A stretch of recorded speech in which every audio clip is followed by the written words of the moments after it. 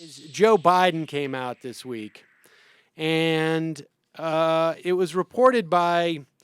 It was reported a couple of places, but he had another one of those moments, not unlike his time at that cafe during the last election, which was, let's talk about Social Security, I think he said. There is no way we are going to allow anything to change with Social Security. Now, of course, 6 months later, the Obama administration comes up with a budget that says, let's cut the chain CPI. And I want to get back to that in a moment, but this story, apparently at either like a handshaking line or somewhere around where Joe Biden was going around, Elaine Cooper, on the executive committee of the Sierra Club, South Carolina chapter, had an exchange with Biden where he basically said, I'm against Keystone, but I'm the minority in the administration. Now, I read that. Who said that to Biden? Biden said that to Elaine Cooper. Oh, wow. She said... Look at him, off message again. Well, I don't know. Because he said, this is what he said.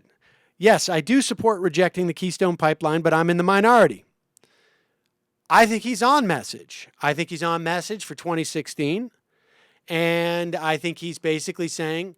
I was thinking that too. Off message for them, but on message for him. Right. He's basically saying Keystone is a fait accompli with this administration, but I want you to know right now, before that decision's even made, I'm going to, in very unofficial way, say I'm against it. But I'm a team player. I mean, so, we're seeing Joe Biden, I think maybe even as early as last summer, starting to set up his campaign as distancing himself from any of the more controversial aspects. Yes. In other words, we could see it play out on Social Security and some other things too, particularly if President Obama keeps having fun nighttime BS sessions with Paul Ryan. Right. I mean, this is over Ayn Rand's what Ayn Rand liked to do in her spare time. How taxation is really a form of Hitler, things like that. Well, let's also remember though that Joe Biden was also the one who basically undercut a lot of what was happening in terms of the fiscal cliff and went in and made a deal with McConnell.